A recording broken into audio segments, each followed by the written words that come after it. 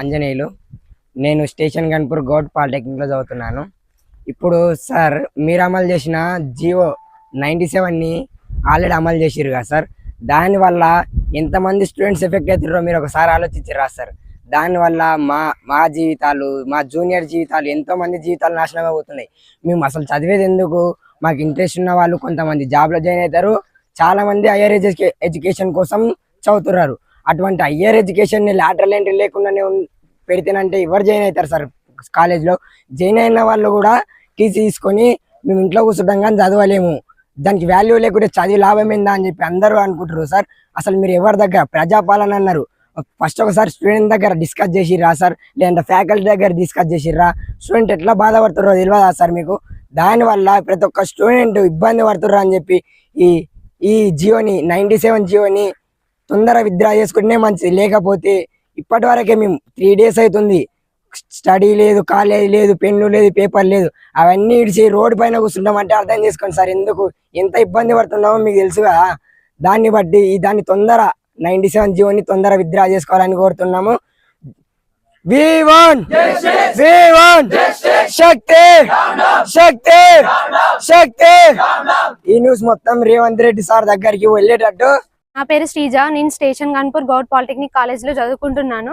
మేము 3 రోజులుగా ర్యాలీ చేస్తున్నాం. ఎందుకనంటే మా పాలిటెక్నిక్ కాలేజెస్ని శక్తి అనే దాంతో కలుపుతున్నారు. శక్తి అనే దాంతో కలిపితే మేము పాలిటెక్నిక్ అనేది స్పెషల్ కోర్స్ తీసుకొని కూడా వేస్ట్. మేము పాలిటెక్నిక్ ఎందుకు చూస్ చేసుకున్నామని అంటే మా పేరెంట్స్ డబ్బులు కట్టలేక ఎంతో కష్టపడుతున్నారు. పాలిటెక్నిక్ చూస్ చేసుకుంటే 3 yearsలలో సెటిల్ కావచ్చు అని చెప్పేసి మేము అనుకున్నాం. బట్ ఇలా సడన్గా స్కీమ్స్ తీసుకొచ్చి మమ్మల్ని శక్తి దాంతో కలిపితే మా జీవితాలు ఏం కావాలి? మళ్ళీ మేము పాలిటెక్నిక్ 3 years చేయాలి, మాకు లాటరల్ ఎంట్రన్స్ లేకుండా మళ్ళీ అది 4 years చేయాలి. మాకు ఎంప్లాయ్మెంట్ అనేది సరిగ్గా ఉండదు.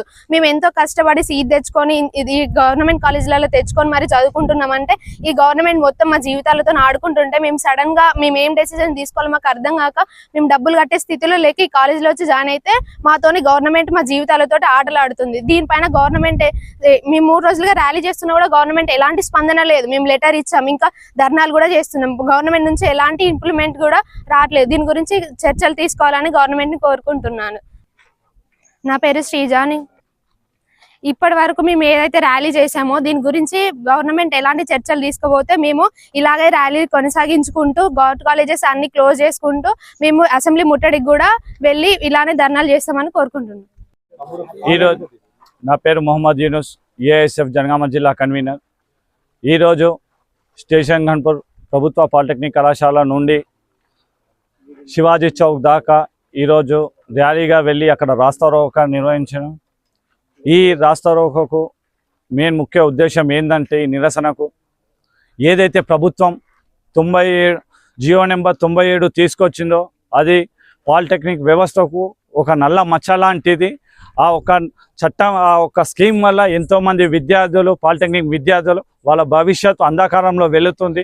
దీనికి నిరసనంగానే ఈరోజు వాళ్ళందరికీ మద్దతు కోసం అఖిల భారత విద్యార్థి సమాఖ్య ఏఎస్ఎఫ్ ఆధ్వర్యంలో వాళ్ళకి సంపూర్ణ మద్దతు తెలియజేస్తూ వాళ్ళ ఈ పోరాటానికి మేము అండగా ఉంటామని తెలియజేస్తున్నాం. ఈ జియో రద్దయ్యేంత వరకు వాళ్ళ పక్షాన నిలబడి అధికారుల దృష్టికి తీసుకువెళ్ళి ఏదైతే వీళ్ళు చేస్తున్న న్యాయబద్ధమైన పోరాటం ఉందో దాన్ని విజయవంతం చేసేంత వరకు కూడా మేము వాళ్ళ పక్షాన ఉండి పోరాడతామని తెలియజేస్తున్నాం. ఈ జియో ఏదైతే ఉందో దీని ద్వారా అనేక మంది విద్యార్థులు వాళ్ళ ఒక ఉన్నత విద్యను అందుకోవడానికి విఫలమవుతారు. వీళ్ళు కష్టపడి ఈ 10th తర్వాత వాళ్ళు ఒక పాలిసెట్ ఎగ్జామ్ రాసి వాళ్ళు ఇంజనీరింగ్ పోవాలనే ఒక ఉద్దేశంతోనే వాళ్ళు ఈ పాలిటెక్నిక్లో వచ్చారు. ఈ జియో వల్ల 97 వల్ల వీళ్ళు రేపు భవిష్యత్తులో ఇన్ని రోజులు పాత డిప్లొమా వ్యవస్థలో ఎలా ఉండే అంటే ఏదైతే వీళ్ళు పాలిటెక్నిక్ 3 సంవత్సరాలు అయిపోయినాక వీళ్ళు డైరెక్ట్ 2వ సంవత్సరం మన ఇంజనీరింగ్లో 2వ సంవత్సరంలో వీళ్ళకి అడ్మిషన్ దొరికేది. ఇప్పుడు ఈ జియో వల్ల వీళ్ళకు దాంట్లో అడ్మిషన్ దొరకదు. వీళ్ళు ఒకవేళ ఇంజనీరింగ్ కావాలని వీళ్ళు కలలు కంటే మళ్ళీ ఈ 3 సంవత్సరాలు డిప్లొమా చేసినాక మళ్ళీ మొదటి నుంచి 2 సంవత్సరాలు ఇంటర్ తర్వాత ఎంసెట్ రాసి వీళ్ళు ఇంజనీర్ సీటు సాధించడం ఉంటుంది. ఇప్పటికైనా ప్రభుత్వం ఈ యొక్క విద్యార్థులతో అలానే విద్యార్థి సంఘ నాయకులతో ఈ యొక్క కాలేజ్ యాజమాన్యాలతో వాళ్ళతో చర్చలు జరిపించినాకనే ఈ యొక్క జీవోపై స్పష్టత ఇచ్చినాకనే అది అమలు చేయాలి. లేని పక్షంలో రానున్న రోజులలో యావత్తు విద్యార్థి లోకం ఏకం చేసి ఈ ప్రభుత్వంపై పెద్ద ఎత్తున ఉద్యమాలు నిర్వహిస్తామని తెలియజేస్తున్నాం.